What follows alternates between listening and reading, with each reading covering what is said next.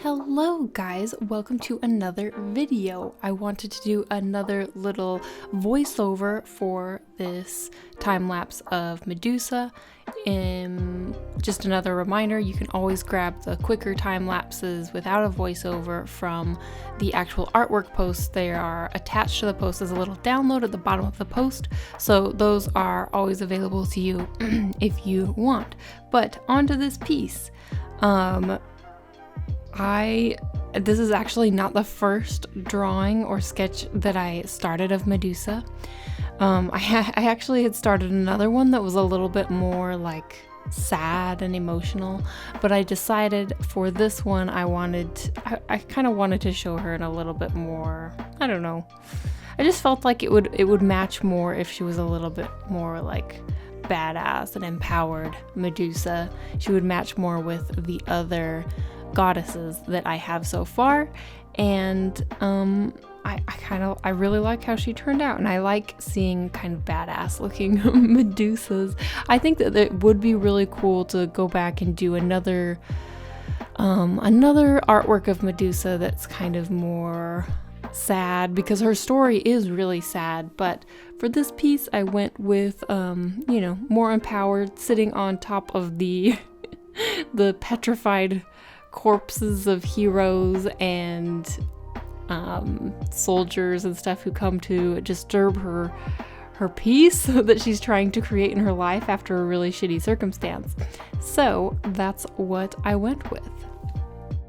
But on top of just talking about this art piece, I also wanted to just talk a little bit about how I approach drawing subject matters that I'm not familiar with, because it's something I actually have to do at work quite a lot, and every once in a while I try to include subjects that I'm not familiar with. Like, I had never really painted a snake before this piece, so yes, I wanted to talk a little bit about how I approach that. There's actually an article, the article on tips how to draw anything, that goes really in depth into my advice for approaching anything that you need to draw, even if you've never drawn it before. So I definitely recommend checking that out if you haven't. So I think that a big obvious thing that you have to do when you have a subject that is outside of your comfort zone, that you've never drawn before, or you're just not very comfortable drawing, is obviously to find reference.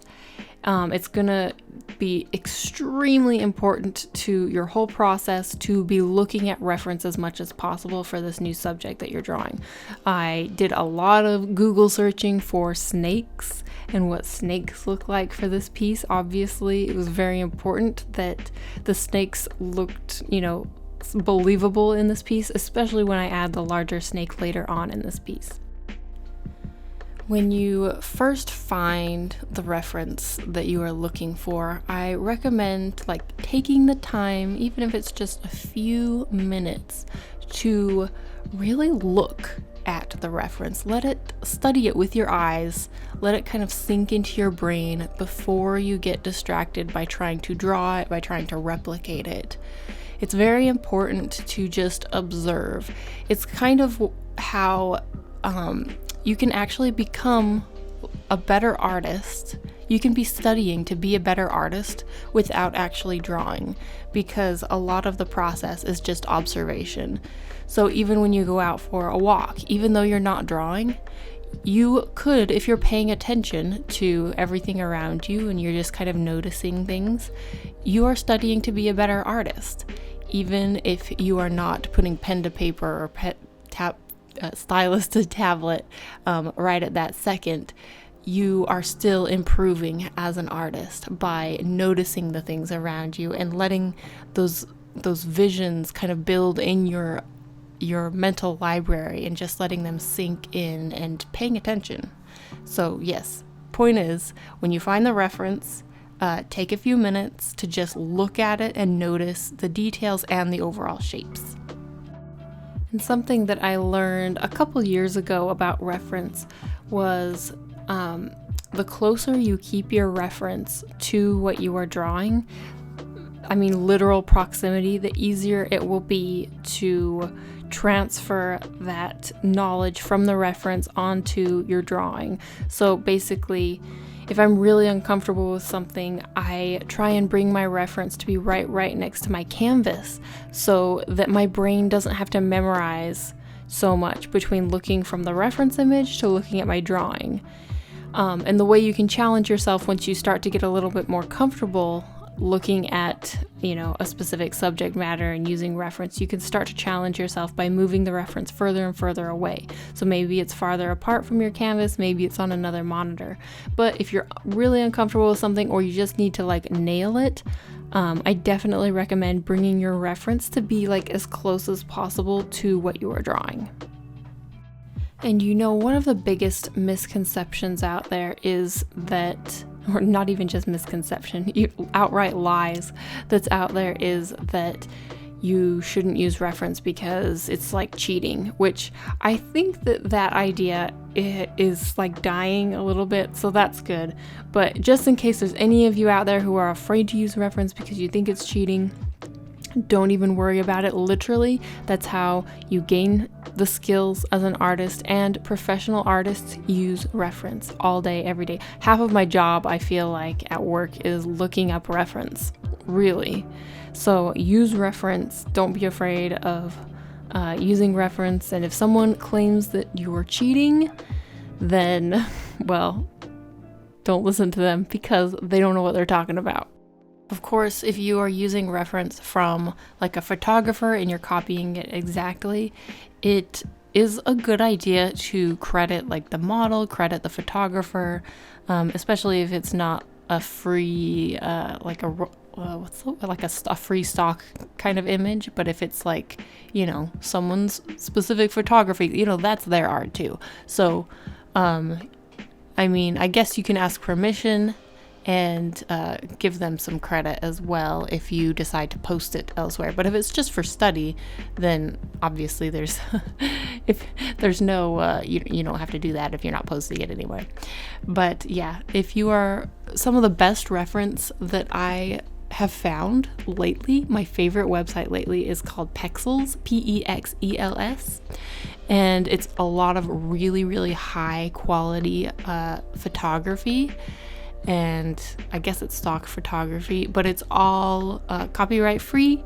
You can use it. And then what's also cool about it is if you do want to say thanks to the photographer and the models, it actually has links to their social media usually. So you can actually say thanks. You can even tip them, I think, which is pretty cool. So I definitely recommend that site. I've actually been using it a little bit like Pinterest, because you can make collections just like Pinterest, but hey, it actually has the credit to these photographers and everything is copyright free, so it's pretty awesome. Not even sponsored by them, just letting you know about it because it's pretty cool. And the website again is Pexels, Pexels. Something else that can really help me out besides using reference, or I guess in addition to using reference, when I am approaching something that I'm not as familiar with drawing, is when I first start out drawing it, I focus on just the large basic shapes of it.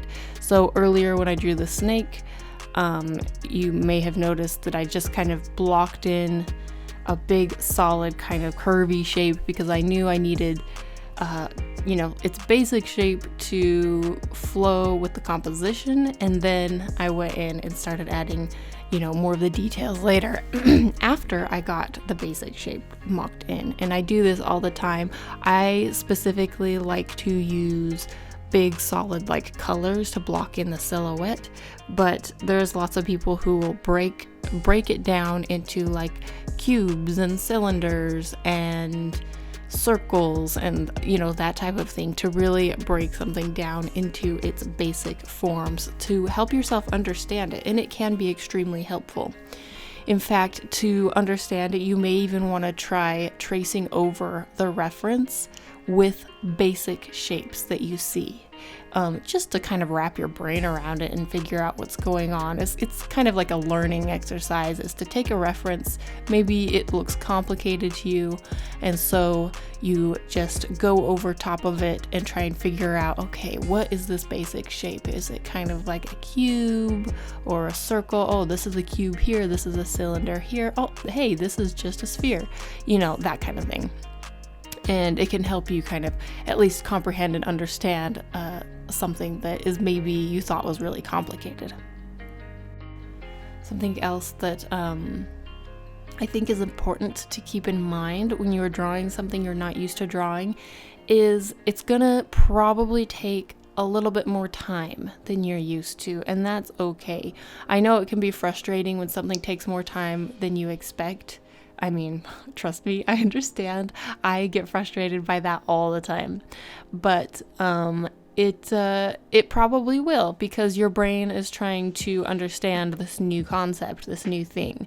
So it's okay if it takes a little bit more time. Maybe try planning it out a little bit. Say, okay, there's this new thing in this piece that I'm doing that I'm not used to. It's probably going to take a little extra time.